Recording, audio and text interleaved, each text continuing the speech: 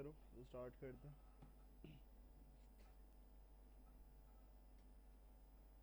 अच्छा, हम 6 semester start करते हैं। हमारा 5th सेमेस्टर कंप्लीट हो गया। 6 सेमेस्टर में देखो हमारे पास ये बिल्कुल डिफरेंट सेमेस्टर है। सही है, जो 5 तक तुम बोर हो रहे थे एक ही काम करते हुए, सही है, वेब डेवलपमेंट या एप्लीकेशन डेवलपमेंट एक सेमेस्टर में करी थी। अब इसके बाद तुम्हारे पास यहाँ पर जो है वो डिफरेंट सिनेरियो है। यहाँ पर तुम्हारे पास क्या है, अलग चीज़ें, अलग टॉपिक्स हैं कुछ। तो उसको देखते हैं। पहले हमारे पास ADSE 2 में क्या हायरार्की है, किस तरीके से हमारे पास हमें क्या क्या चीज़ें पढ़नी है। तो हम यहाँ पर आकर सबसे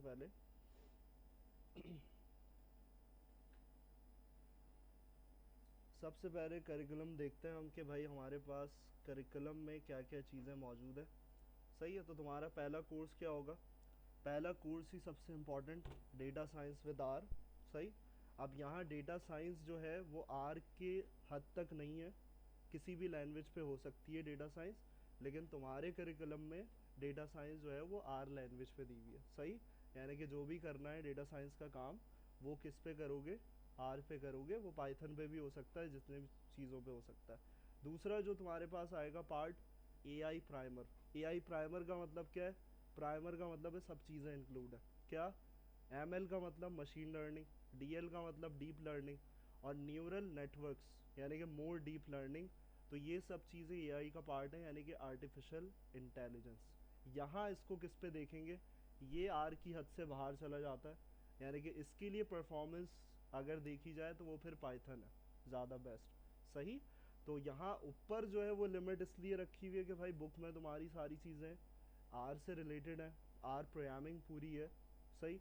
तो वो डेटा साइंस फिर हम आर के थ्रू देखेंगे। तुम्हें डेटा साइंस करना आ जाए, वो फिर लैंग्वेज जो भी सीख रहे हो उस पर तुम डेटा साइंस के कॉन्सेप्ट लगा सकते हो किसी भी लैंग्वेज पे। वो तुमने आर पे सीखे, तुम पाइथन पे भी लगा सकते हो। सही। तो यहाँ पर और फिर उसके बाद एक चीज़ वर्ड सुनते हो तुम, बिग डेटा। ये जो सारी चीज़ें, 4-5 चीज़ें तुम्हें नीचे नज़र आ रही हैं, ये सब बिग डेटा को रिलेट करती हैं। बिग डेटा का मतलब क्या? जब तुम्हारे डेटा का वॉल्यूम बढ़ जाए, यानी कि हद से बाहर हो जाए डेटा। यानी कि एक तो होता है 1 लाख डेटा है, 6,000 लोगों का डेटा है, या 10,000 लोगों का डेटा है। लेकिन अगर ऐसा हो जाए कि तुम्हारे पास मैसी डेटा आ जाए, यानी कि ख़राब डेटा जिसको सही करना हो तुम्हें, और उसको तुम्हें एनालिसिस करना हो, एनालाइज करना हो डेटा को, क्योंकि डेटा पे ही काम हो रहा है ना। तो बिग डेटा का मतलब है जब डेटा बहुत बड़ा है। सही। तो वो हमारे पास वीज का कॉन्सेप्ट होता है, उसमें एक वी का मैंने तस्करा किया, वॉल्यूम। तो वॉल्यूम यानी कि कितना बड़ा डेटा है। अगर बहुत बड़ा डेटा है तो उसके लिए डिफरेंट टेक्नोलॉजीज होती हैं। सही। तो वो डिफरेंट टेक्नोलॉजी में एक नाम नीचे लिखा हुआ है, हडूप। तो ये किस लिए होती है? बिग डेटा को हैंडल करने के लिए होता है। यानी कि एक टेक, बहुत सारी है टेक्नोलॉजी, लेकिन उसमें से एक जो ओपन सोर्स है वो हडूप है, जिसके जो तुम आराम से क्या कर सकते हो, एक्सेस करके डेटा को विजुलाइज कर सकते हो, एनालाइज कर सकते हो। दोनों चीज़ें आराम से की जा। कौन सा डेटा? सिंपल नहीं, बिग डेटा। ये याद रखना कि हडूप को यूज़ क्यों करोगे, वो बिग डेटा के लिए यूज़ करोगे, यानी बड़ी मकदार का डेटा, छोटी मकदार के डेटा की बात नहीं हो रही। सही। तो यहाँ पर तुम्हारे पास ये करिकुलम होगा, और तुम्हारा ई प्रोजेक्ट भी क्या होगा यहाँ पर, जैसे foundation of big data system, ये थियोरेटिकल कॉन्सेप्ट है। सही है। तो इसको मर्ज करके पढ़ेंगे सारी चीज़ें कि कैसे फ्लो अलग होगा। यहाँ टॉपिक्स लिखे हुए, processing big data, visual analytics with tableau, एक टूल होता है बिजनेस इंटेलिजेंस में इस्तेमाल किया जाता है। जब बिजनेस इंटेलिजेंस की बात आती है तो वहाँ पर पावर BI भी होता है, टैबल्यू भी होता है। तो वहाँ तुम्हारे कोर्स में जो लिखा हुआ है वो क्या है? टैबल्यू है। सही। और उसके बाद web and social media analytics. सही। कि तुम्हारे वेब से डेटा कैसे स्क्रैप होता है, सोशल मीडिया पे कैसे एनालाइज करना है डेटा, ये सब चीज़ें सारी तुम्हारे पास मौजूद है। तो ये करिकुलम है, हायरार्की है ADSE 2। यहाँ कोई डेवलपमेंट का तस्करा नहीं हो रहा, या कोई वेबसाइट डेवलप नहीं करनी। यहाँ सारी कहानी क्या है? डेटा एनालिसिस की। सही। तो वो तुम, इतनी गारंटी दे रहा हूँ कि यहाँ ये पढ़ लोगे तुम, डेटा साइंस बता, तुम्हारा सारा आगे का आसान है। डेटा साइंस समझ में आ गई तुम्हें, और डेटा साइंस की डेफिनेशन भी बहुत आसान है। सही। तो इसमें पूरी पूरी डिग्रीज होती हैं। तो ये तुम्हें एप्टिक के करिकुलम में कितने 2 महीने में सीखने को मिल जाएगा। तो यहाँ पर देखो हम क्या करते हैं, हम यहाँ पर आते हैं, और इसमें सबसे पहली चीज़ डेटा साइंस विद आर पे चलते हैं। Introduction to data science. सही, सबसे पहली चीज़ क्या है कि भाई डेटा साइंस पता होनी चाहिए। तो हम कहानी कहाँ से स्टार्ट कर सकते हैं? देखो आर प्रोग्रामिंग अलग है, वहाँ लिखा हुआ था डेटा साइंस विद आर। तो पहले हमें ये पता होना चाहिए आर प्रोग्रामिंग लगा किस लिए रहे हो, पाइथन लगा रहे हो, आर लगा रहे हो, तो डेटा साइंस है क्या, वो चीज़ पहले उसका बैकग्राउंड क्लियर होना चाहिए। तो पहली चीज़ क्या है, यहाँ पर तुम्हारे पास देखो टाइटल लिखा हुआ है empowering insights R hands on data science journey, यानी कि तुम्हारे पास डेटा साइंस है लेकिन किसके साथ है, तुम्हारे पास आर के साथ, आर लैंग्वेज के साथ है। तो यहाँ देखो डेटा साइंस की कहानी यहाँ से स्टार्ट होती है कि हमारे पास यहाँ पर फर्स्ट लाइन तुम्हारे पास लिखी हुई है कि भाई अ मल्टी डिसिप्लिनरी फील्ड। सही, तो मल्टी डिसिप्लिनरी फील्ड का मतलब क्या है कि ये एक का मजमुआ नहीं है, किसी एक चीज़ पर टिकी हुई नहीं है ये कहानी। सही, डेटा साइंस जब तुम करते हो तो ये मल्टीपल फील्ड्स को मिलाकर क्या हो जाती है, तुम्हारी डेटा साइंस बनती है। उसमें यहाँ पर देखो सर्कल्स तुम्हें नज़र आ रहे हैं, तुम्हें यहाँ पर क्या क्या है, यहाँ पर तुम्हारे पास मैथ और स्टैटिस्टिक्स लिखा हुआ है। सही, इसका मतलब है जब तुम डेटा साइंस को यूज़ कर रहे हो, डेटा साइंस की बात कर रहे हो, तो वहाँ पर डिफरेंट सब्जेक्ट्स इन्वॉल्व हैं उसके अंदर।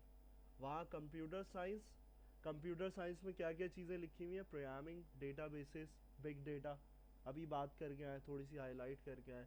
तो कंप्यूटर साइंस से ये चीज़ है, और बीच में तुम्हारे पास क्या है, मशीन लर्निंग, आर्टिफिशियल इंटेलिजेंस।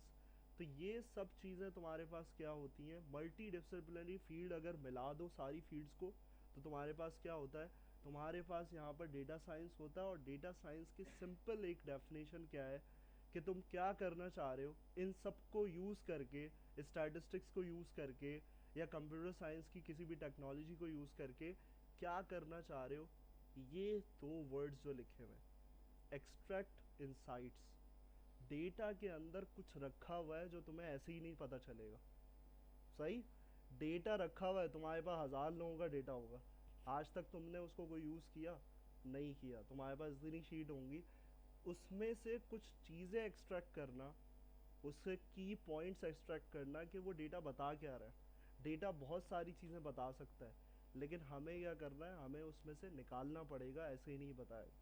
तो वो क्या है, डेटा साइंस अगर तुमसे कोई पूछे, सिंपल डेफिनेशन है कि भाई तुम क्या करना चाह रहे हो, तुम एक्सट्रैक्ट करना चाह रहे हो उसमें से इंसाइट्स। इंसाइट्स का मतलब की पार्ट्स, की कंपोनेंट्स, कि वो डेटा में क्या चीज़ छुपी हुई है। सही, क्यों करना चाह रहे हो, एंड इन्फॉर्म डिसीजंस। सही, तो डिसीजंस लेने के लिए भाई तुम्हारे पास, तुमको ये किसी ऑफिस में एज अ डेटा एनालिस्ट हो, तो तुम्हारा काम क्या होगा, तुम्हारी सेल्स हो रही हैं, तो ऑनर क्या बोलेगा कि भाई मुझे इस महीने यानी क्वार्टरली सेल्स का क्या करके दिखाओ, मुझे विजुलाइज करके दिखाओ कि यार किस महीने में कितनी सेल हुई थी। तो ये एक्सट्रैक्ट कर रहे हो ना डेटा में से, डेटा तो है, सेल हो चुकी है, सही है, लेकिन अब मुझे ये देखना है कि फ़ायदेमंद कौन सा था हमारे पास, हमें कैसे डेटा में से क्या आउटपुट मिल रहा है कि कौन से महीने में क्या सेल हुई थी, कैसी परफॉर्मेंस रही थी, कुछ भी निकालना चाह रहे हो डेटा के अंदर से, तो वो क्या कहलाती है, तुम्हारी डेटा साइंस कहलाती है। क्या है डेटा साइंस? डेटा साइंस क्या है कि हम क्या करना चाह रहे हैं, डेटा के अंदर से इंसाइट्स निकालना चाह रहे हैं, की इंसाइट्स, और क्या करना चाह रहे हैं उसके साथ साथ इन्फॉर्म डिसीजंस। यानी कि हमने इंसाइट्स निकाले, कुछ पॉइंट्स निकाले, अब उस पर क्या होगी, डिसीजन मेकिंग होगी। यानी कि तुमने क्वार्टरली सेल्स बताई ऑनर को, अगर लॉस में जा रहा था तो क्या चेंज करेगा ऑनर, स्ट्रैटेजी चेंज करेगा। बात समझ में आ रही है? डेटा को देख के ही किया, ऐसी थोड़ी बोलेगा कि हवा में यार इस दफ़ा लॉस हो गया, सर पकड़ के बैठ गए और फिर बोले यार स्ट्रैटेजी चेंज करनी पड़ेगी। कैसे करेगा स्ट्रैटेजी?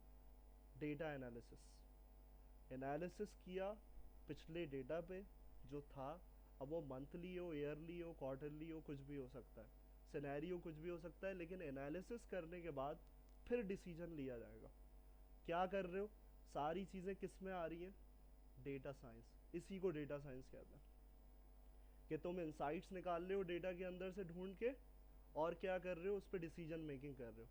तो ये दो ही पॉइंट्स क्या हैं डेटा साइंस के। अब वो डेटा एनालिस्ट पे डिपेंड करता है, वो उसके लिए पाइथन यूज़ कर रहा है, आर यूज़ कर रहा है, तो फिर वो विथ आर आ गया, डेटा साइंस विथ आर।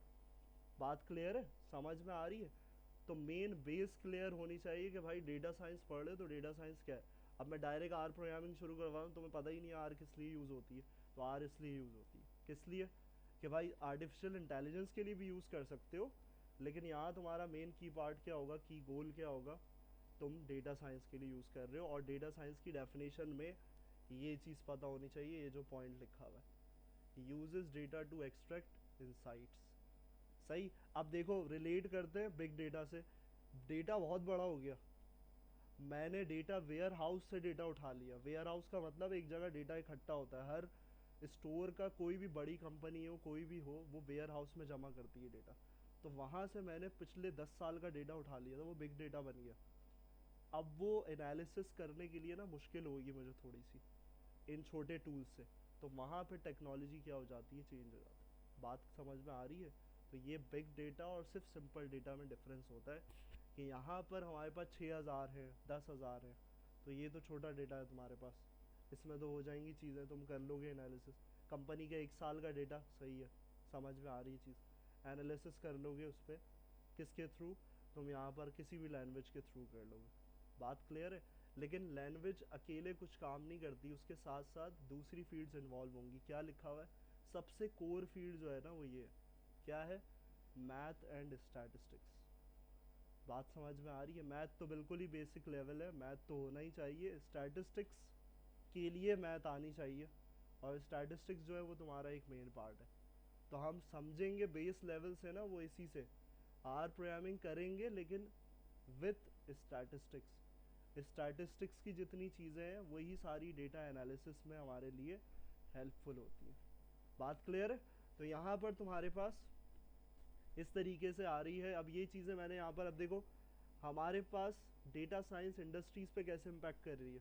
तो हमारे पास डिफरेंट इंडस्ट्रीज़ होती हैं, कौन कौन सी, हेल्थ केयर, फाइनेंस, मार्केटिंग। तो हम क्या कर रहे होते हैं, उसमें हम एग्जाम्पल लिखी हुई है प्रेडिक्टिव एनालिटिक्स। प्रेडिक्टिव एनालिटिक्स का मतलब मैं कुछ प्रेडिक्ट कर रहा हूँ। एक तो विजुअलाइज करना अलग होता है, मैं एनालिसिस करके आगे करना क्या चाह रहा हूँ वो एक अलग चीज़ है, मैं डिसीजन ले रहा हूँ। एक चीज़ है कि मैंने कुछ डेटा पे काम किया और उस डेटा पे आगे क्या होने वाला है, जिसको बोलते हैं फॉरकास्टिंग, प्रेडिक्शन दे रहा हूँ।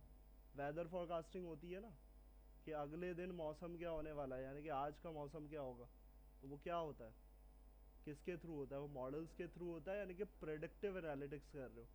पिछले जितना जो भी चल रहा था तुम्हारा हाल, मौसम जो भी चल रहा था उसी को जमा करके उसी को लेके आगे का प्रेडिक्ट करवाया है, कोई अलग से नहीं दे रही वो मॉडल। सही। तो प्रेडिक्टिव एनालिटिक्स भी पिछले ही डेटा पे होता है। बात क्लियर है। तो प्रेडिक्टिव एनालिटिक्स का मतलब ये है, और पर्सनलाइज रिकमेंडेशंस, ये सब चीज़ें एग्जाम्पल्स हैं। यूट्यूब को देख लो, रिकमेंड करता है ना, तुम जो देखते हो तुम्हारी फेवरेट चीज़ ही रिकमेंड करता है ना, उसी से रिलेटेड, तो उसको बोलते हैं रिकमेंडेशन सिस्टम्स। सही। कि कुछ तुम देख रहे हो, जिस टाइप की मूवीज देख रहे हो वो फिर रिकमेंड में आती है, जिस टाइप का सॉन्ग सुन रहे हो उसी रिकमेंडेशन में तुम्हारे पास सॉन्ग्स आएंगे। सही है। तो वो चीज़ कैटेगरी भी डिसाइड करता है वो तुम्हारा मॉडल। बात क्लियर है। तो ये सब चीज़ें एआई में बनाई जाती हैं और डेटा साइंस में की जाती हैं, लेकिन डेटा साइंस और एआई को अलग अलग रखो। अगर इसको और क्लियर कर दूँ ना कि तुम एआई और डेटा साइंस की कन्फ्यूजन, तो वो सिर्फ इतना रखो कि एआई ना पूरा ये है सर्कल। अब उसमें कोई तुमसे बोल रहा है ना कि डेटा साइंस, तो ये इसी के सर्कल के अंदर आता है, यानी कि डेटा साइंस एक पार्ट है आर्टिफिशियल इंटेलिजेंस का। सही है। ये कहीं ना कहीं हेल्पफुल हो गई आर्टिफिशियल इंटेलिजेंस। डेटा एनालिस्ट अगर कोई बोल रहा है तो वो मिलता जुलता ही है भाई। डेटा साइंस जो बोल रहे हो वो डेटा एनालिस्ट, यानी कि अलग अलग जो भी नाम सुनोगे वो सब एक ही सर्कल के अंदर आते हैं। तो अगर इस आसान चीज़ को समझ लो तो वो तुम्हारे पास तुम्हारी चीज़ें आसान हो जाएंगी कि आर्टिफिशियल इंटेलिजेंस के अंदर ही डेटा साइंस एक हिस्सा पूरा कर रहा है, एक पार्ट को पूरा कर रहा है तुम्हारे एआई को। तो ये सब चीज़ें क्या है, अंडर द ट्री आती हैं, किसके, आर्टिफिशियल इंटेलिजेंस के। बात क्लियर है। लेकिन अभी फ़िलहाल इसकी डेफिनेशन क्लियर होनी चाहिए। इसकी डेफिनेशन क्या बताइए भाई, डेटा साइंस की क्या डेफिनेशन है अभी, क्या समझ में आया अभी तक। हम्म। एक्सट्रैक्ट इनसाइट्स और इनफॉर्म डिसीजन, यानी कि डिसीजन मेकिंग करनी है, लेकिन डिसीजन मेकिंग कैसे होगी, इंसाइट्स जब निकाले जाएंगे। सही, यानी कि डेटा के अंदर से इंसाइट। हाँ तुम क्या पूछ रहे हो? अच्छा तुम जवाब दे रहे थे, सही। तो यहाँ पर ये क्लियर हो गया। तो यहाँ पर एक कोड भी लिखा हुआ है भाई, the core advantage of data is that it tells you something about the world that you didn't know before. तो एक किसी का कोड है भाई जो तुम्हें नहीं पता, डेटा तो रखा हुआ है, एप्टिक का भी डेटा रखा हुआ है इतना सारा, लेकिन मैं उस पर डिसीजन मेकिंग क्या करूँ, ये मेरी सोच है। मेरी अगर छोटी सोच है तो मैं स्टूडेंट पे काम कर लूँगा, मैं बोलूँगा स्टूडेंट परफॉर्म नहीं कर रहा, क्या होनी चाहिए स्ट्रैटेजी, तो ये भी डिसीजन मेकिंग ही है कि लेक्चर की स्ट्रैटेजी क्या होगी, क्या हो सकता है, वो डेटा पे ही काम करके पता चल। या फिर एक चीज़ ये करूँ कि भाई सेंटर ग्रो नहीं कर रहा, मार्केट एनालिसिस क्या होना चाहिए, तो वो सोच पे डिपेंड करता है। वो फिर तुम्हारा ऑनर या फिर कोई जो जितनी बड़ी सोच रखता है फिर वो वहाँ जाएगा उस एनालिसिस पे। बात क्लियर है? तो डेटा में से कुछ चीज़ें एक्सट्रैक्ट करनी है, इंसाइट्स निकालने हैं, और उसके लिए टेक्निक्स हमारे पास ये सब चीज़ें, इन सब चीज़ों को मिलाओगे तो ही तुम कुछ कर पाओगे। तो मिला कैसे रहे हो? कंप्यूटर साइंस से तुम अभी क्या ले रहे हो, आर को, आर लैंग्वेज ले रहे हो, और यहाँ उसके साथ साथ क्या यूज़ करोगे, स्टैटिस्टिक्स। तो मल्टी डिसिप्लिनरी फील्ड मिल के तुम्हारे पास कुछ रिजल्ट आउटपुट निकालेगी। बात क्लियर है? तो यहाँ पर तुम्हारे पास इस तरीके से ये सारी चीज़ें हो रही हैं, और फिर उसके बाद मेन चीज़ कि तुम्हारा डेटा साइंस का वर्क फ्लो क्या होता है, ये समझना ज़रूरी है कि तुम डेटा साइंस में करते क्या हो। ये तो समझ में आ गया कि एक्सट्रैक्ट करनी है इंसाइट्स, सही। तो यहाँ पर तुम्हारे पास इसके अंदर क्या क्या कर रहे हो, देखो सबसे पहली चीज़ पॉइंट क्या लिखा हुआ है, define the problem. Problem statement कुछ भी हो सकती है, जैसे मैंने एक एग्जांपल दी थी, क्या दी थी, मैंने एग्जांपल दी थी कि भाई तुम्हारे पास ओनर आया है डेटा एनालिस्ट के पास, और प्रॉब्लम क्या दी है, मुझे क्वार्टरली सेल जो हुई है उसके एनालिसिस करनी है। तो रिजल्ट दिखाओ, निकाल के विजुलाइज करके दिखाओ कि कौन से महीने में ज़्यादा सेल हुई है, सही। तो उस पर भी क्या होगी, एक्सट्रैक्ट कर रहे हो ना इनसाइड, तो वो प्रॉब्लम है तुम्हारी, सही। अब वो प्रॉब्लम आ गई है, उसको करना क्या पड़ेगा, कलेक्ट एंड प्रिपेयर डेटा। वो कलेक्ट करेगा डेटा, प्रिपेयर करेगा, तो ये डेटा साइंस का वर्क फ्लो है। और उसके बाद क्या करेगा, एक्सप्लोर करेगा और एनालाइज करेगा, डेटा को डेटा पे एनालिसिस करेगा। और हाँ, आगे की कहानी क्या है वो ये दूसरी, बिल्ड मॉडल्स। तो वो चाहे फिर क्या हो सकता है, फिर वो प्रेडिक्टिव एनालिटिक्स पे जा सकता है। एक्सप्लोर और एनालाइज पे जो अभी ऑनर है, अब बताओ मुझे कि यहाँ तक ओनर का जवाब मिल चुका होगा या फिर आगे जाना पड़ेगा डेटा साइंटिस्ट को, सोच के बताओ। मैं जो वर्ड्स यूज़ कर रहा हूँ ना उसको सोच के बताओ कि मैंने क्या बोला था, ओनर आया तुम्हारे पास, तुम डेटा एनालिस्ट हो, और उसने बोला है क्वार्टरली सेल्स क्या हो रही है, मुझे ये देखना है कि किस महीने की कितनी सेल हुई है। हाँ गुड। तो यहाँ कहानी ख़त्म हो चुकी है, एक्सप्लोर एंड एनालाइज डेटा, यानी कि सिर्फ उसको क्या करना था, सवाल पे ध्यान दो कि उसको ये चाहिए था कि विजुअलाइज करके दिखा दो मुझे। एनालाइज कर लिया, देख लिया, वो एनालिसिस भी कर लेगा। आगे की कहानी क्या है कि मैं उस पर प्रेडिक्टिव एनालिटिक्स करना चाहूँ कि आगे क्या सेल होगी, वो अलग सवाल है। आगे क्या सेल होगी, फिर उसके लिए क्या करना पड़ेगा, build models using machine learning algorithms. कुछ एल्गोरिथम्स होते हैं, वो आगे देखेंगे, समझेंगे उसको भी डिटेल में। तो बिल्ड मॉडल्स, मॉडल बनाए जाते हैं किसके लिए, प्रेडिक्ट करने के लिए, आगे की प्रेडिक्शन। अब जैसे ये वेदर फोरकास्टिंग है, कुछ भी है, प्रेडिक्शन लेवल, या यूट्यूब जो कर रहा है उस पर क्या लगा हुआ है, एल्गोरिथम। मशीन लर्निंग एल्गोरिथम बनाए नहीं जाते, यूज़ किए जाते हैं। बात समझ में आ रही है? यूज़ किए जाते हैं एल्गोरिथम, कौन से, मशीन लर्निंग के, किसके लिए, मॉडल्स को बिल्ड करने के लिए। बात क्लियर है? किसके लिए करे जाते हैं, प्रेडिक्टिव एनालिटिक्स, यानी कि अगर कुछ प्रेडिक्ट करना है हमें, सही। तो ये बेस क्लियर होनी चाहिए सारी कि क्या है। और उसके बाद देखो, मॉडल बिल्ड कर जाए लेकिन ये गारंटी नहीं है कि वो कितना अच्छा काम कर रहा है। यूट्यूब का एल्गोरिथम ऐसा नहीं है कि एल्गोरिथम में बिल्ड ऐसे नहीं किया हुआ मॉडल कि बस लगाया और चला दिया, वह ख़त्म बात। भाई एक दफ़ा टेस्ट कर लिया, चला दिया। उसको क्या करना है, एवेल्यूएट एंड इंटरप्रेट। अगर उसकी 50% रिजल्ट सही आ रहा है तो वो कोई फ़ायदेमंद नहीं है, इसका मतलब है उल्टे सीधे रिजल्ट देगा। तुम हॉरर मूवी देखते हो, तुम्हें क्या करेगा, फिक्शन की मूवी दिखाएगा, तो ये कोई काम सही नहीं कर रहा मॉडल। तो मॉडल बिल्ड करने के बाद क्या है, एवेल्यूएट करना और इंटरप्रेट करना। रिजल्ट्स को, ये भी इम्पोर्टेंट पार्ट। बात समझ में आ रही है यहाँ तक भाई? और उसके बाद डिप्लॉय एंड मेंटेन सॉल्यूशन। अगर इवेल्युएट करते हुए, इंटरप्रेट करते हुए, अच्छा ये भी चीज़ याद रख लो कि मॉडल्स कभी भी 100% परफॉर्म नहीं कर सकते, वो इंसान भी नहीं कर सकता। तो अगर वो 80% कर रहा है और उससे ज़्यादा तुमने इवेल्युएट पूरा कर लिया, पूरी जान तोड़ मेहनत लगा दी, हर चीज़ कर ली, अगर वो 80% की हद तक महदूद रह गया, इसका मतलब है तुम उसी को डिप्लॉय कर दोगे। बात समझ में? इसका मतलब है 95-99% तक तो हो सकता है, 100 नहीं हो सकता कभी। समझ में? लेकिन 50 है, वो फिर तुम्हारा फ्लॉ है, तुमने कुछ छोड़ दिया, मिस कर दिया। बात समझ में आ रही है? तो ये सारी चीज़ें बेस है, ये सब चीज़ें समझनी है यहाँ पर, ये सारी चीज़ें डेटा साइंस। तो ये पूरा फ्लो है कि एक डेटा साइंटिस्ट करता क्या है, वो ये सारी चीज़ें करता है। सही है? ये स्टेप्स तुम्हारे पास होते हैं। और डिप्लॉय कर दिया है तो इसका मतलब मेंटेन सॉल्यूशंस का मतलब क्या है कि भाई दराज ने भी लगाया हुआ ना प्रोडक्ट का, तुम जो प्रोडक्ट खरीदते हो उसी से रिलेटेबल प्रोडक्ट लगा दिखाता है ना तुम्हें, तो वो क्या है? एल्गोरिथम ही काम कर रहा है मशीन लर्निंग का, और उसी के थ्रू तुमने मॉडल बिल्ड किया हुआ। बात समझ में आ रही है? तो यहाँ पर ये सारी चीज़ें तुम्हारे पास होती हैं, और फिर कहानी आ जाती है कि भाई वर्क फ्लो हो गया, करना कैसे, उसके लिए टूल्स और टेक्नोलॉजीज है। क्या है? पाइथन लाइब्रेरीज हो सकती हैं, पाइथन की। सही। और R for statistical analysis, R जो जानी जाती है, जो पॉपुलर है किसकी वजह से? स्टैटिस्टिकल एनालिसिस, यानी कि ज़्यादातर एनालाइज जो किया जाता है वो यहाँ किया, जब भी डेटा साइंस को आर के साथ रखा हुआ है। बात समझ में आ रही है? और फिर ये जो तुम्हारे पास है दूसरा, टैबल्यू और पावर बीआई फॉर विजुअलाइजेशन, ये विजुअलाइज करने के लिए आगे।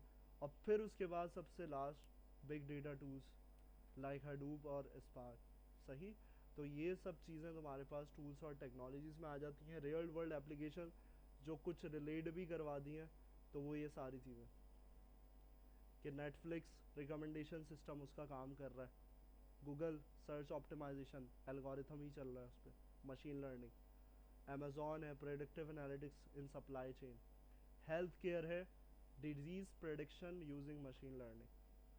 समझ में आ रही है चीज़ भाई? तो यहाँ पर कुछ भी हो सकता है, तुम कुछ भी इस्तेमाल कर सकते हो, सिर्फ मेन डेफिनेशन दिमाग में रखना डेटा साइंस की, जिस पे समझाने में मेहनत करी है। सही। तो वो वाली चीज़ तुम्हारे पास होनी चाहिए तुम्हें याद। सही है। तो यहाँ पर इसको यहाँ तक रखते हैं, और उसके बाद यहाँ पर तुम्हारे पास, अब देखो तुम्हारे पास एक चीज़ सवाल आता है कि हमने इतनी सारी बातें करी, तो हम कैसे टेस्ट करेंगे किसी भी चीज़ को? हमारे पास क्या, हम डेटा बनाएंगे, हम लेके घूमते रहेंगे डेटा को लेने के लिए, या जमा करके दे दो डेटा, डॉक्टर के पास चले गए। सही। तो डेटा कहीं जाना नहीं है लेने के लिए, हमारे पास क्या है, हमें प्लेटफॉर्म दिए हुए सैम्पल डेटा सेट्स के लिए। मैं सैम्पल का वर्ड इस्तेमाल कर रहा हूँ, ये भी बहुत इंपॉर्टेंट है, इसको भी दिमाग में बिठा के रखना। सैम्पल अलग होता है, पॉपुलेशन का डेटा अलग होता है। सही है। सैम्पल का मतलब है चंद लोगों का डेटा। सही। तो वो तुम्हारे ऊपर डिपेंड करता है कि पॉपुलेशन कब होती है और सैंपल कब होती है। तो सैंपल डेटा सेट हमेशा यूज़ करूँगा वर्ड, वो किस लिए होगा? क्योंकि हमेशा सैंपल ही बना के दिया जाता है, पूरा कभी भी नहीं होता। सही। तो यहाँ पर देखो हमारे पास डेटा सेट कुछ इस फॉर्म में होते हैं। कौन सी फॉर्म में? कोई नई चीज़ नहीं है, एक्सेल के फॉर्मेट में। यही तुम्हारी लैंग्वेजेस इसी को रीड करती हैं और इसी पे प्रैक्टिस की जाती है। प्रैक्टिस करने के लिए रियल वर्ल्ड डेटा कहीं से तुम नहीं लेकर आ सकते। सही। रियल वर्ल्ड डेटा के लिए तुम्हें क्या मेहनत करनी पड़ेगी, वो तुम्हारी कंपनी में हो सकता है एज अ डेटा एनालिस्ट, तुम वो रियल वर्ल्ड डेटा यूज़ कर सकते हो। तो यहाँ पर हमारे पास हमें क्या करना है, हमारे पास एक साइट मौजूद है, उसी से हमारे पास हमें क्या करना होता है। तो यहाँ पर देखो क्या है, यहाँ पर हमारे पास साइट मौजूद है कैगल। कैगल है जो, जहाँ पर तुम्हारे पास क्या है, सैम्पल डेटा सेट्स मौजूद होते हैं। सही। तो सैम्पल डेटा सेट्स मौजूद होते हैं, यहाँ पर क्लिक करोगे, यहाँ देखो तुम्हारे पास क्या आ रहा है, find open data sets and machine learning projects. तो यहाँ पर तुम्हारे पास डेटा सेट्स तुम्हें मिल जाएंगे। यहाँ देखो सेक्शन ओपन हुआ हुआ है, किसका ओपन हुआ हुआ है? डेटा सेट्स, यानी कि डेटा सेट्स पे जाना है यहाँ पर तुम्हें सेक्शन पे, और यहाँ तुम्हारे पास सर्च करने का ऑप्शन मौजूद है। अब तुम्हारा जिसमें इंटरेस्ट है, जिस फील्ड में इंटरेस्ट है, उसका डेटा सेट तुम यहाँ से डाउनलोड कर सकते हो, सबका सैंपल रखा हुआ है। सही। तो यहाँ पर क्या करोगे, जैसे मेरे पास अब मेरा एरिया ही स्टूडेंट्स का है, तो मैं यहाँ पर क्या है, यहाँ पर एग्जाम्पल भी यही यूज़ करूँगा, स्टूडेंट परफॉर्मेंस फैक्टर्स। तो यहाँ सर्च करोगे बहुत सारी चीज़ें आ जाएंगी। देखो यहाँ पर आ रहे, यहाँ पर हमारे पास लिस्ट आ गई, 4 डेटा सेट्स आ रहे हैं सर्च में। यहाँ क्लिक किया तो यहाँ इस डेटा सेट्स के हवाले से यहाँ पर मौजूद होगा तुम्हारे पास कि इसमें आया कि कौन कौन से कॉलम्स मौजूद हैं। तो यहाँ दिखा रहा है तुम्हें, यहाँ पर क्या क्या है, hours studied, attendance, parental involvement, access to resources, columns मौजूद है, डेटा है। अब वो इसको देखना है कि किस तरीके से तुम इस्तेमाल कर सकते हो, वो डेटा सेट्स डेटा साइंस में तुम्हारे पास चीज़ें होंगी। तो यहाँ हमारे पास ये सारी लिस्ट आ रही है इस तरीके से, और यहाँ पर डिस्कशन भी हुई होगी इसमें बहुत सारी। तो यहाँ अगर इसको यहाँ पर कर लें तो यहाँ हमारे पास कुछ और कॉलम्स भी आ रहे हैं, स्लीप आवर्स, प्रीवियस स्कोर क्या था, मोटिवेशनल लेवल क्या था। तो इस तरीके से हमारे पास ये वेबसाइट है। और यहाँ से डाउनलोड करने का तरीका क्या है, यहाँ से तुमने क्या करना है, हमेशा कौन सी वाली फ़ाइल डाउनलोड करनी है, .csv। यहाँ रख के डाउनलोड नहीं करना, मेन पे जो तुम्हारा जिप फोल्डर आ जाएगा यहाँ करना नहीं, ऊपर जो डाउनलोड का लिंक नज़र आ रहा है इस पे नहीं करना, वो पूरी जिप की फ़ाइल आ जाएगी। सिर्फ यहाँ आके नीचे यहाँ से डाउनलोड करना है .csv वाली फ़ाइल। याद रहेगी भाई। यहाँ पर इसको डाउनलोड करोगे तो साइन इन विद गूगल करना पड़ेगा। यहाँ से साइन इन करोगे, यहाँ पर इसी ईमेल से साइन इन करके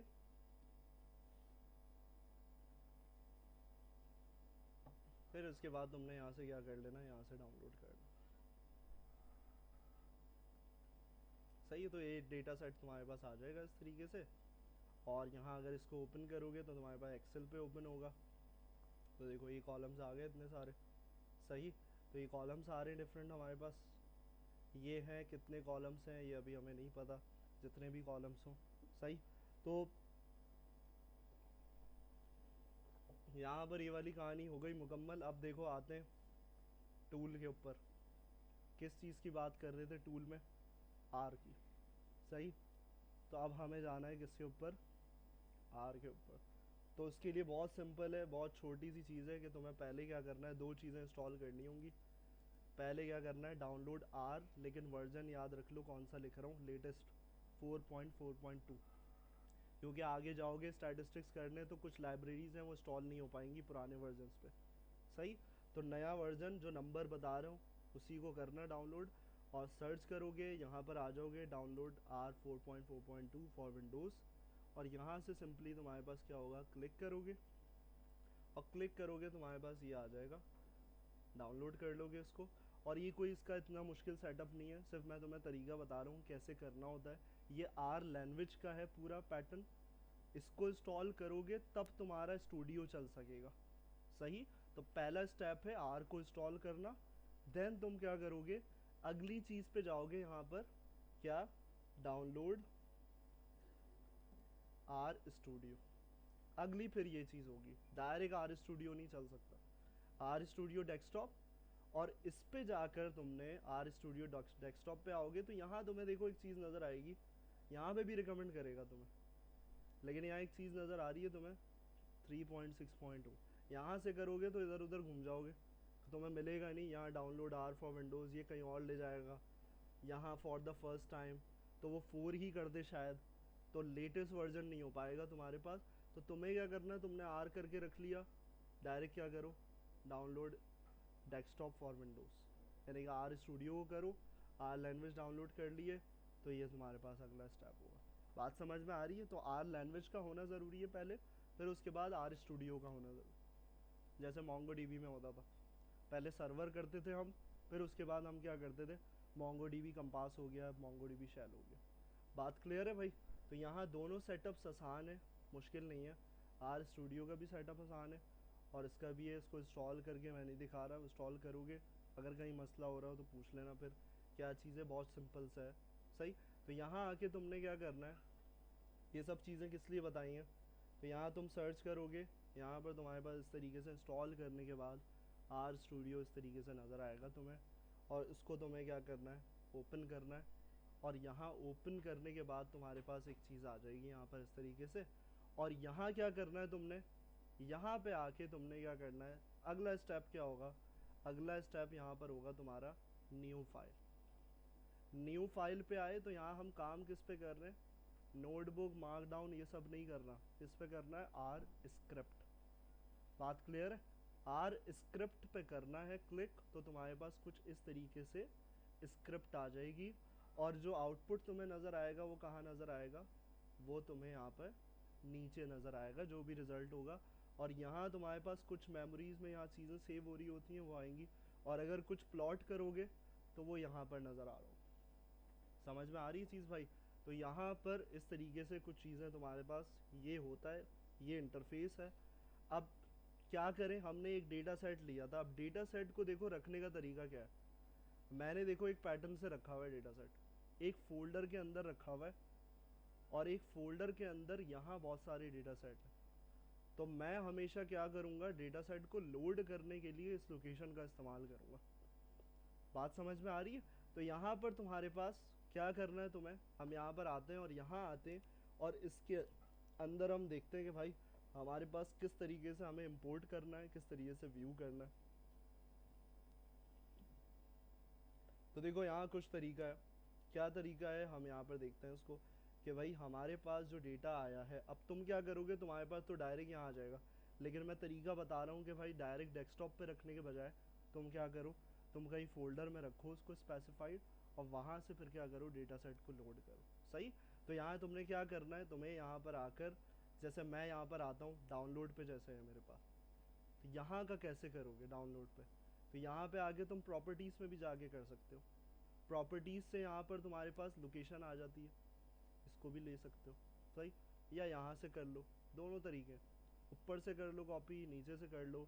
सिर्फ यहाँ पर तुम्हारे पास तरीक़ेकार ये होगा कि भाई इधर अगर लेकर आते हो तो लोड कैसे करोगे, तो CSV फाइल को लोड करने का तरीका क्या होता है, यहाँ तुम यूज़ करते हो read.csv। सही, read.csv, और फिर इसके अंदर कहाँ तुम्हारी फाइल रखी है उसकी लोकेशन बता रहे।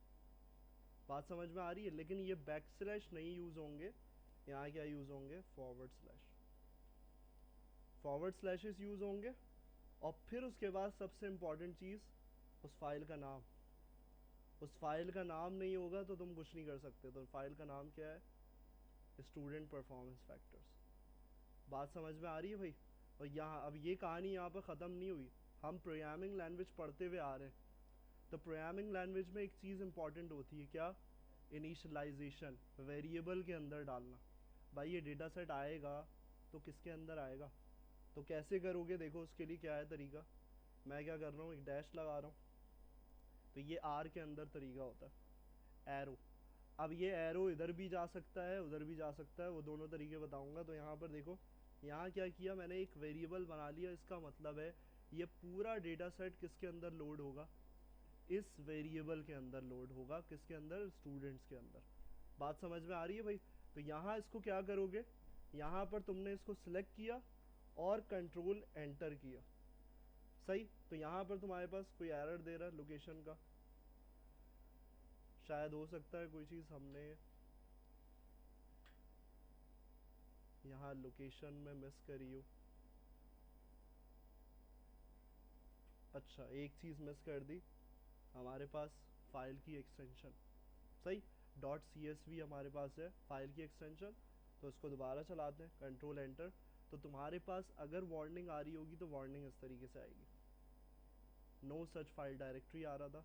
लेकिन नीचे क्या हुआ, अगर ऐसे सक्सेसफुली आ गया तो सक्सेसफुली में तुम्हारे पास क्या होगा, ब्लू कलर में तुम्हारे पास आ जाएगा। इसका मतलब है कि भाई तुम्हारा जो डेटा सेट है वो सक्सेसफुली क्या हो चुका है, इसके अंदर इनिशियलाइज हो चुका है। सही।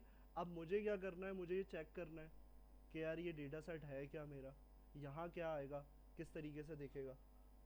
तो उसके लिए क्या यूज़ करते हो, यहाँ पर आर के अंदर व्यू। अगर तुम स्मॉल वी में लिखोगे तो तुम्हें ये खुद रिकमेंड करेगा कि भाई यहाँ पर ये फंक्शन ये है। कैपिटल वी लिखोगे तो मुझे रिकमेंड नहीं किया था उसने, तो हमेशा कैपिटल वी होता है, ये फंक्शन है। और इसके अंदर तुम क्या करोगे, उस डेटा सेट को रखोगे, किसको, स्टूडेंट्स, क्योंकि अब सारा डेटा किसके अंदर है, स्टूडेंट्स के अंदर है। तो क्या करूँगा मैं, दोबारा इसको चलाने के लिए कंट्रोल एंटर। तो वो जो डेटा तुम्हें नज़र आ रहा था एक्सेल की फ़ाइल पे CSV फॉर्मेट में, वो यहाँ पर तुम्हारे पास क्या हुआ, यहाँ लोड हो गया इस तरीके से। अब देखो यहाँ मुझे पता चल रहा है इसकी डिटेल, कितने कॉलम्स हैं यहाँ पर, टोटल 20 कॉलम्स है, और कितने रिकॉर्ड्स हैं 6607। तो अब ये बताओ तुम, पॉपुलेशन है या सैंपल है? सैंपल है, लेकिन ये पॉपुलेशन हो भी सकता है, कैसे हो सकता है बताओ, कंसिडरेशन क्या होगी? मेन गेम होता है इन चीज़ों का, ये काम कर लिया ये नहीं है, जो बेस खड़ी करके आऊँ ना वो पता होनी चाहिए तुम्हें असल, कि थ्योरेटिकल बैकग्राउंड कितना स्ट्रांग है वो चीज़। ये तो कोई भी चला लेगा लाइन, व्यू कर दिया ये सब। सैंपल डेटा सेट है, सही है सैंपल है, लेकिन पॉपुलेशन भी हो सकता है कहीं पर। सोचो पॉपुलेशन कैसे हो सकता है? स्मॉल विलेज की, सही है। और यहाँ करीब करीब आओ ना, डेटा सेट किस पे था? स्टूडेंट परफॉर्मेंस फैक्टर था ना। स्पेसिफिक क्लास 6000 की तो नहीं होगी, कैंपस का हो सकता है। स्कूल, अगर स्कूल अपना पूरा डेटा लिया हुआ है 6607, फिर सैंपल नहीं कहलाएगा, फिर क्या हो जाएगा? पॉपुलेशन। तो तुम्हें ये आइडेंटिफाई करना है कि तुम पॉपुलेशन देख रहे हो या सैंपल देख रहे हो। अगर वो पूरा स्कूल का ही डेटा है तो उसका मतलब है वो क्या है? पॉपुलेशन है। अगर वो पूरी आबादी पे कर रहे हैं काम, मैं बोलूँ पूरे पाकिस्तान के लिए कर रहा हूँ, फिर क्या कहलाएगा? चलो, अरे भाई सैंपल कहलाएगा ना, पूरी आबादी है, सारे कैंपसेस हैं, उसमें से मैंने इकट्ठा किया है डेटा 6607। अब कितनी आबादी है? बहुत, 22 करोड़ से ज़्यादा हो चुकी है, तो अब वो 6607 क्या है? सिंपल छोटा सा सैंपल है। हाँ बस इतना से याद रखो, जैसे मैं एप्टिक की बात कर रहा हूँ, अगर ये डेटा तुम्हें दे दिया तो वो फिर क्या होगा एप्टिक का? सिर्फ एप्टिक के प्रिडिक्शन दे रहा हूँ, एप्टिक के हिसाब से प्रिडिक्ट कर रहा हूँ, तो वो क्या कहलाएगा? पॉपुलेशन ही होगा। सही। तो ये चीज़ है। अगर मैंने बोला कि एप्टिक में ही 10,000 बच्चे हैं, लेकिन तुम्हें सैंपल कितना का दिया गया? 3,000 का, अब बताओ, सैंपल है। तो ये गेम समझ में आना चाहिए। समझ में आ रही है बात भाई? ये वाली कहानी समझ में आ रही है कि पॉपुलेशन कंसिडरेशन कब होती है और सैंपल कंसिडरेशन कब होती है? तो ये चीज़ें दिमाग में रखना, लेक्चर दोबारा भी सुनोगे तो रिवीजन हो जाएगा। आगे कुछ थोड़ी सी और चीज़ें देख लो, इसी फाइल में कुछ चीज़ें और मौजूद हैं। क्या है? व्यू करना देख लिया। अब मैं देखो इसी चीज़ को, इसी कहानी को उल्टा भी कर सकता हूँ, कि मैं यहाँ पर देखो इसको हटा के क्या कर रहा हूँ, मैं इसी को लेता हूँ लाइन को, और इसी को कॉपी करके पेस्ट करता हूँ, लेकिन अब डिफरेंट पैटर्न से क्या करूँगा, लोड करूँगा। तो कैसे लोड करूँगा? मैं यहाँ पर आऊँगा और इसको यहाँ लिखूँगा स्टूडेंट्स को, और इस पे आके देखो एरो की डायरेक्शन चेंज हो गई। वेरिएबल उस तरफ से था तो वहाँ किया हमने, और अब वेरिएबल इस तरफ आ गया तो डायरेक्शन चेंज कर दी। सही है। अब वो नहीं रखेंगे डायरेक्शन जो वहाँ की थी, तो डेटा सेट अब भी लोड हो जाएगा। सही। स्टूडेंट के वेरिएबल में अगेन तुम्हारे पास क्या हुआ, यहाँ पे आउटपुट में लोड हो गया, और व्यू करोगे तो ऐसे होगा। और एक और बहुत पुराना पैटर्न जो तुम्हें खुद ही याद है, क्या है? Equal to. तो ये डिफरेंट पैटर्न्स हैं। इक्वल टू में लोड करो, तुम वैसे करो, बस लोड होना चाहिए। असल कहानी वो है कि लोड हो, वो ऊपर वाला करो, दूसरा करो या तीसरा, बस तुम्हारा मेन मोटिव जो है वो क्लियर होना चाहिए। एक और चीज़ है कि अगर आर के अंदर हम कॉलम्स को एक्सेस करना चाहें, इतने सारे कॉलम देखे थे ना हमने, यहाँ हमने इतने सारे कॉलम्स देखे, लेकिन हमें कुछ कॉलम से काम करना होगा, तो ये चीज़ पता होनी चाहिए कि कैसे करना है काम। तो हम किस तरीके से करेंगे? देखो यहाँ पर टाइप देखने के लिए तरीका होता है। यहाँ देखो लिखा हुआ है to check the data types of an object और एट्रीब्यूट्स। कॉलम्स है, एट्रीब्यूट्स का हो, कुछ भी कहो, तो उसके लिए क्या होता है तुम्हारे पास? Function class. सही। क्लास में देखो पहली चीज़ एक दी हुई है। अब मैं देखो यहाँ पर क्या कर रहा हूँ, यहाँ पर क्लास को यूज़ करता हूँ, और यहाँ क्लास के अंदर क्या डाल रहा हूँ? अभी कॉलम नहीं है ये, क्या है ये कॉलम है, क्या है ये? लो, अब अब तुम लोग सैंपल में फंस गए। डेटा सेट, अब प्रोग्रामिंग के हद से तो उसमें चलो, डेटा सेट पे लिखा हुआ है data set, view data set. तो कंट्रोल एंटर, देखो नीचे टाइप आ रही है, क्या है? यहाँ नीचे तुम्हारे पास नज़र आ रहा है भाई सबको, डेटा डॉट फ्रेम, यानी कि ये डेटा सेट की टाइप है। डेटा कैसे स्टोर्ड हुआ है वो किस पैटर्न में स्टोर्ड हुआ है? आर के अंदर एक कॉन्सेप्ट होता है डेटा डॉट फ्रेम का। बात समझ में आ रही है? और अगर हम स्पेसिफिक कॉलम्स को देखें तो स्पेसिफिक कॉलम्स को कैसे लेंगे? उसके लिए हमारे पास तरीका होता है कि भाई पहले डेटा सेट का नाम और फिर उसके बाद हम क्या करें, यहाँ पर डॉलर का साइन लगाओगे तो हमारे पास देखो क्या हो गया, सारे कॉलम्स एक्सेसिबल हो गए। तो हमारे पास आवर्स स्टडीड भी आ रहा है, अटेंडेंस भी आ रहा है। तो तुमने एक को लिया, एक को सिलेक्ट किया आवर्स स्टडीड को, और यहाँ पर तुमने कंट्रोल एंटर किया, तो अब वो एक कॉलम की डेटा टाइप बता रहा है कि भाई ये आवर्स स्टडीड में डेटा जो स्टोर हुआ हुआ है वो किस टाइप का है? इंटीजर टाइप का। अब वो डेटा स्ट्रक्चर होता है वो हम बेसिक्स को देखेंगे आगे। अभी सिर्फ तुम्हें इंटरेस्टिंग बनाने के लिए फर्स्ट लेक्चर डेटा सेट को लोड करना दिखा दिया, वापस बेसिक पे जाएंगे। डेटा स्ट्रक्चर्स क्या होते हैं?